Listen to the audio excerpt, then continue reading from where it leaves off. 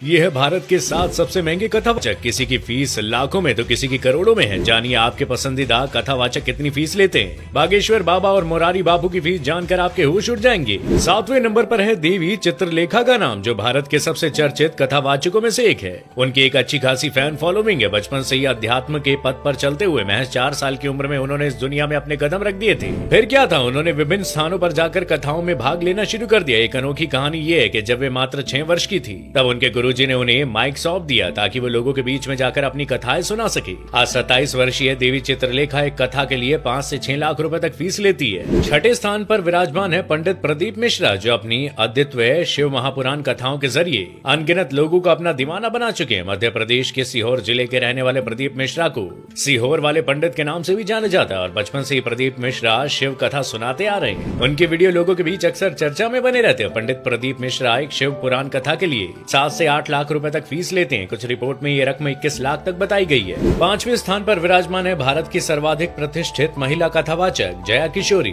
बचपन से ही भक्ति के रास्ते पर चल पड़ी जया किशोरी ने अपनी अनूठी आवाज और कथा कहने की शैली से लाखों करोड़ों दिलों में अपनी एक विशेष जगह बनाई है। मात्र 28 वर्ष की उम्र में वे न केवल एक प्रेरणादायक कथावाचक है बल्कि एक मोटिवेशनल स्पीकर भी है। भागवत कथा के माध्यम से जन जन तक अपनी आवाज पहुंचाने वाली जया किशोरी एक कथा के लिए 9.5 लाख रुपए फीस लेती है। बताया जाता है कि वे कथा से पहले आधी फीस यानी कि 4.25 लाख रुपए एडवांस के रूप में लेती है। जया किशोरी अब तक 300 से ज्यादा कथाएं कर चुकी हैं। चौथे नंबर पर आते हैं अनिरुद्धाचार्य महाराज जी, जिन्होंने भागवत कथा के माध्यम से लोगों के हृदयों में अपनी एक विशेष जगह बनाई है। मध्य प्रदेश के जबलपुर में जन्मे ये विद्वान गौरी गोपाल आश्रम के प्रतिष्ठापक हैं, जो वृंदावन में स्थित है। इस पवित्र आश्रम में गरीब और असहाय माताओं को न केवल आश्रय मिलता है बल्कि उनकी देखभाल, रहन सहन और खान पान की जरूरतें भी अनिरुद्धाचार्य जी के द्वारा पूरी की जाती है। इतना ही नहीं, महाराज अपनी एक भागवत कथा के लिए 7 से 10 लाख रुपए की प्रभावशाली फीस लेते हैं। तीसरे पायदान पर है भारत के अत्यंत लोकप्रिय कथावाचक देवकीनंदन ठाकुर। केवल 13 वर्ष की आयु में भागवत पुराण को कंठस्थ करने वाले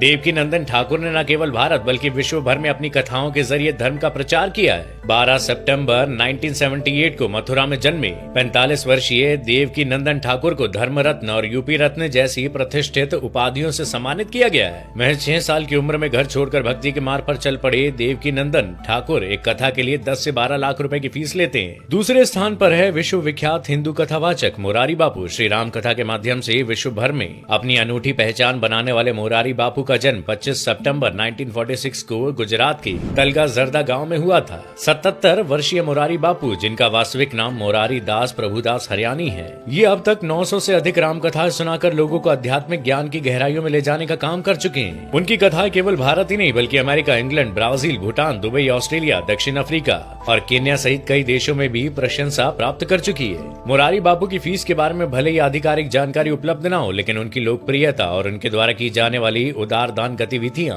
उन्हें एक असाधारण व्यक्तित्व के रूप में प्रस्तुत करती है। उनकी गहन आध्यात्मिक दृष्टि और संपन्न भाव ने उन्हें न केवल एक महान कथावाचक के रूप में स्थापित किया है बल्कि एक उदार हृदय व्यक्ति के रूप में भी जाना जाते हैं। नंबर 1 पर है पंडित धीरेन्द्र कृष्ण शास्त्री। आज के समय में धीरेन्द्र कृष्ण शास्त्री सनातन धर्म के प्रति एक क्रांतिकारी अलख जगा रहे हैं। धीरेन्द्र कृष्ण शास्त्री बागेश्वर धाम के पीठाधीश्वर हैं। मध्य प्रदेश के छतरपुर जिले के गांव गढ़ा के रहने वाले धीरेन्द्र कृष्ण श्री राम कथा और श्री हनुमंत कथा करते हैं। इसके अलावा ये दरबार भी लगाते हैं। बागेश्वर धाम के बाबा धीरेन्द्र कृष्ण लोगों की परेशानियों को पहले ही पर्चे पर लिखकर बता देते हैं। उन्हें अपने दादा से हनुमान जी की सिद्धि प्राप्त हुई थी। इसके माध्यम से वो जन कल्याण कर रहे हैं। देश ही नहीं विदेशों में भी धीरेन्द्र कृष्ण शास्त्री की तगड़ी फैन फॉलोइंग है। करीब साल भर पहले धीरेन्द्र शास्त्री ने खुले मन से कहा था कि कथाओं से संबंधित हम एक और निवेदन करेंगे कि कथाओं की तारीखें अगले साल तक के लिए फुल हैं। कोई भी ऐसी तारीख नहीं है जो खाली हो। कथाओं के नाम पर बहुत लोग बहकाते हैं कि बहुत महंगा है, बहुत कॉस्टली है। सच तो ये है कि हमने कथा के लिए कभी दक्षिणा नहीं मांगी।